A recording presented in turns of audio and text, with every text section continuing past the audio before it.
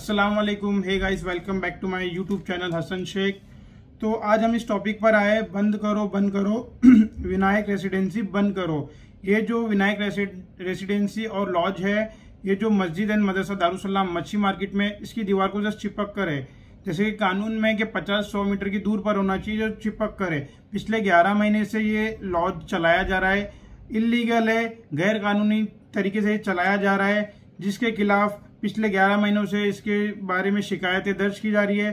फिर भी इलीगल तरीके से ये रेसिडेंसी, ये लॉजिंग चलाई जा रही है, जिसकी वजह से यहाँ के रहवासी और सारे लोग बहुत गुस्से में हैं। जो 11 महीने से इसके खिलाफ कोई कार्रवाई नहीं की गई, तो आज तुर्भे नाका के लोगों ने जन आंदोलन का प्रोग्राम किया है। तो देखते क्या उनकी राय है, क्या उनकी मांग है, क्या कहना चाहते हो, आइए देखते हैं। ये है विनायक रेसिडेंसी, जो मस्जिद एंड मदरसा दारुसलाम से जस्ट चिपक कर है। इसके खिलाफ आज तुर्भे नाके में आंदोलन है।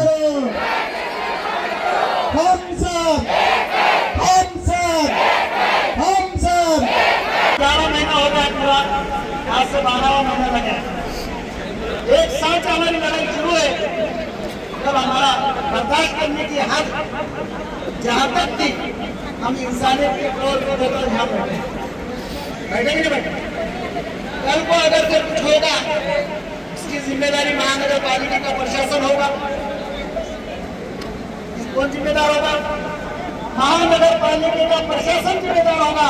या अगर फिर कुछ होगा, किसी को तो देखने वालों को तकलीफ होती है। आज हमारी माँ बहने बुरके से आती है, बुरके से सवेरे 7 बजे अंदर घुसती है।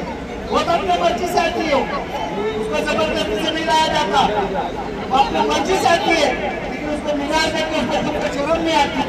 उसका ईमान मरा हुआ है, वो बेशर्म के साथ मिल जाता।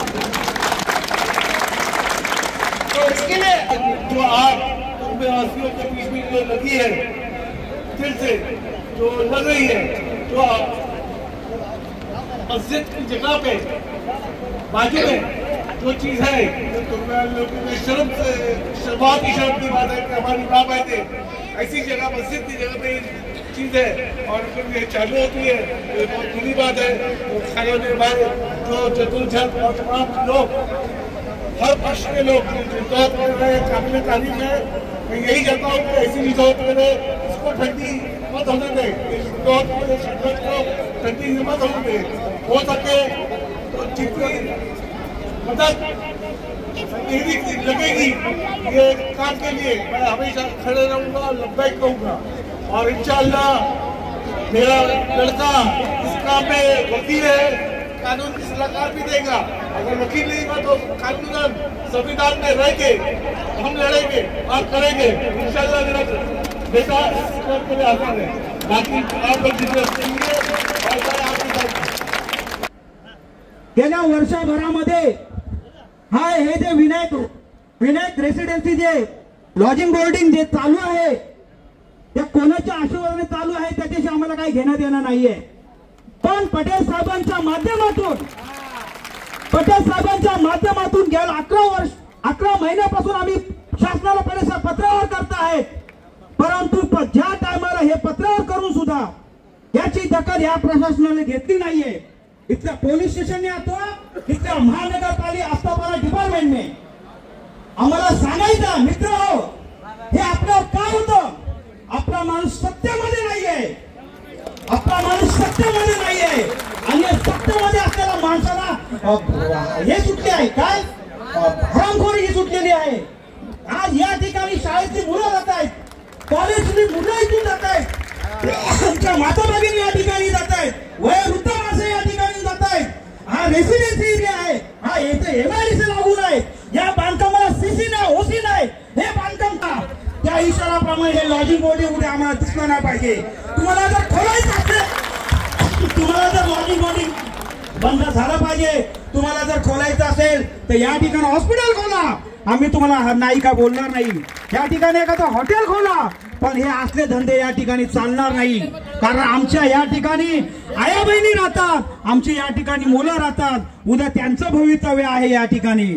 म्हणून आमचं हा जे आम्हाला या प्रशासनाच्या माध्यमातून, या पोलीस प्रशासनाला, या महानगरपालिकेला या आस्थापना डिपार्टमेंटला सांगायचं आहे की तुम्ही जसं आतापर्यंत आम्हाला सहकार्य केलंय तसं यापुढे सहकार्य करा आणि हे लॉजिंग बोर्डिंग उद्यापासून आम्हाला इथे हे नाव पण दिसलं नाही पाहिजे आणि कायद्यानुसार ते बंद झालेलं पाहिजे आणि त्याची प्रत आमच्या पटेल साहेबांना त्यांच्या आयोजकांना ती मिळाली पाहिजे। या ठिकाणी मी एवढंच बोलतो आणि इथेच थांबतो। जय भीम जय भारत। है सबके भलाई के लिए है और सबके हक के लिए, तो वो चीज के लिए अपने को एक होके एक साथ होके लड़ना चाहिए और लड़ना पड़ेगा।